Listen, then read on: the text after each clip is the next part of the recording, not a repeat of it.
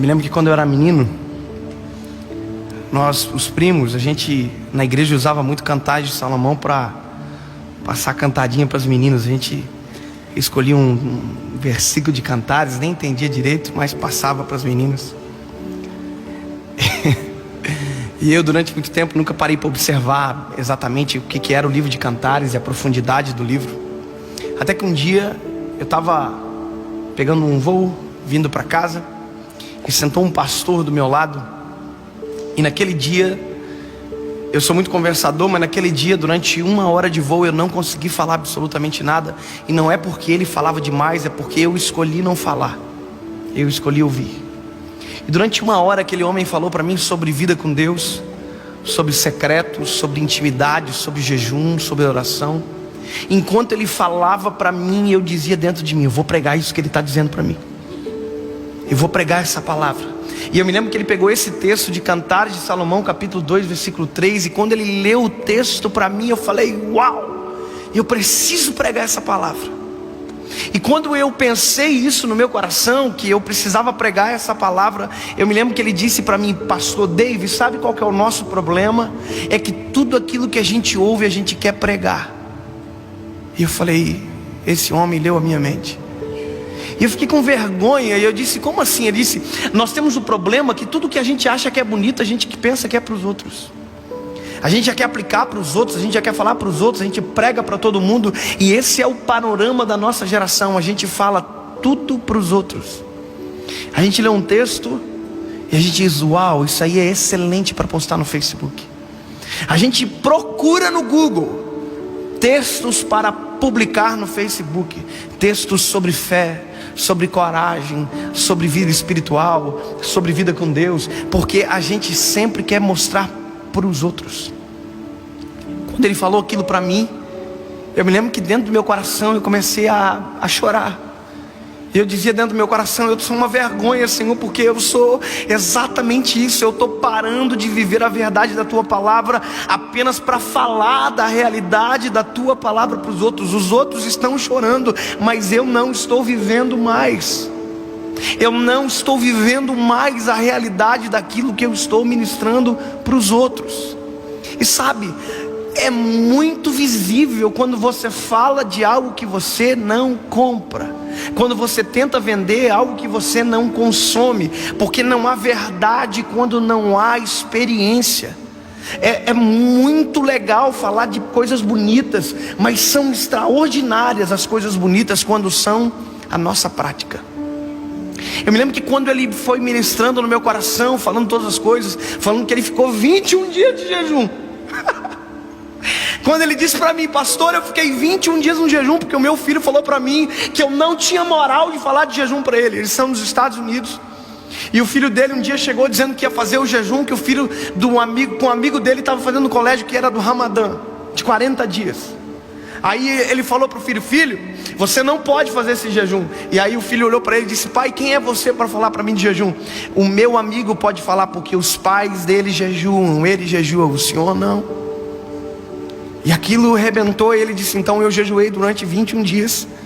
E eu escrevi um livro, 21 dias num lugar secreto. À medida que ele falava para mim, a minha vontade era descer daquele avião e ir louco para casa, me fechar no quarto e orar e conversar com Deus e viver aquilo que eu precisava viver. E hoje eu estou ministrando isso para vocês porque eu me escondi dentro de um quarto para descobrir o que isso aqui quer dizer. Sabe, a gente fala de vida com Deus, mas muitas das vezes nós não temos absolutamente nenhuma vida com Deus. É uma geração que diz que Deus é lindo, mas nunca contemplou a grandiosidade da glória dele dentro de um quarto. Nunca chorou sem conseguir secar as lágrimas.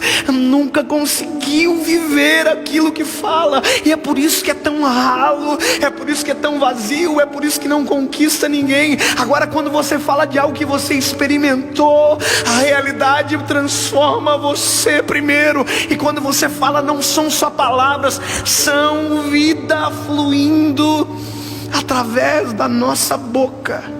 Quando eu olhei esse texto, quando a noiva está dizendo para o amado: entre todas as árvores do bosque, tu és o meu amado.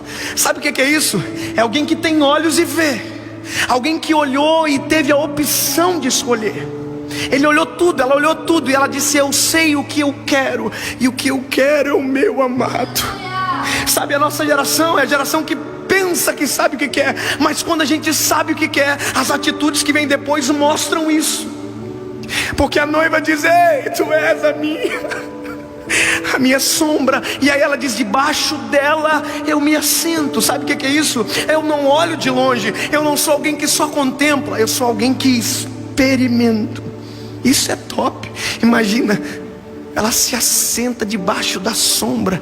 Esses dias eu cheguei em casa e eu não estava sem chave. Eu fiquei para fora de casa.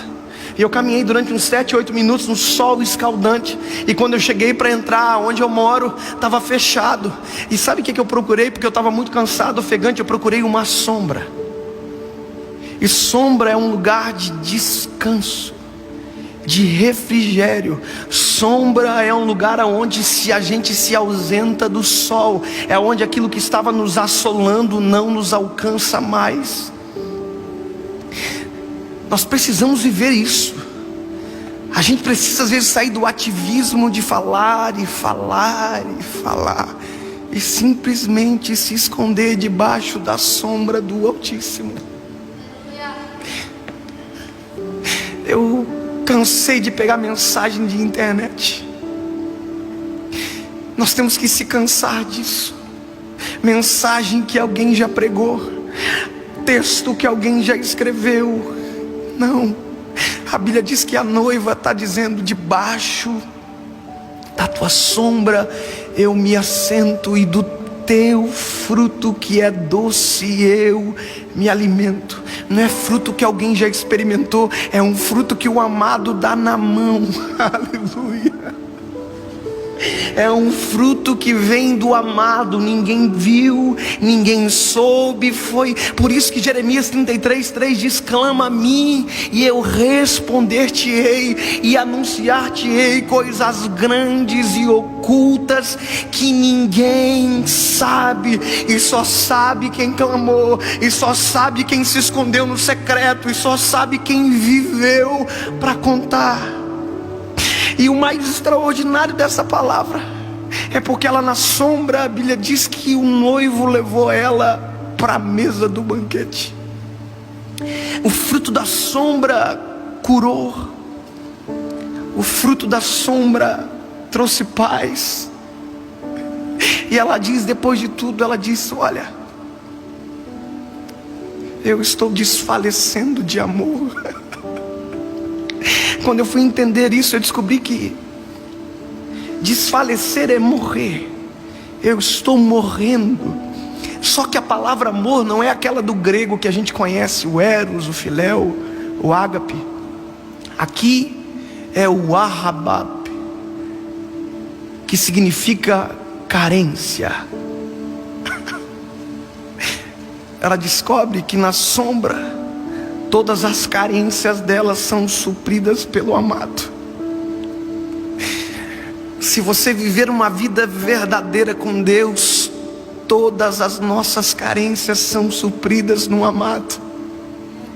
Ele é o único que pode suprir a carência do coração do homem. É por isso que tem gente que tem tudo e no final da vida descobre que na verdade nunca teve nada, porque permaneceu carente até o final.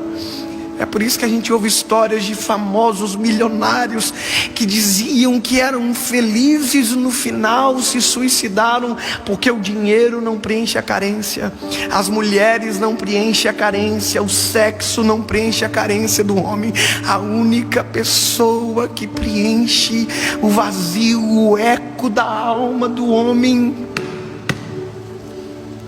está aqui. Aí a noiva diz: com a tua mão direita sobre debaixo da minha cabeça, com a tua mão esquerda me abraça. Ela descobriu que na sombra acontece algo que em nenhum outro lugar acontece.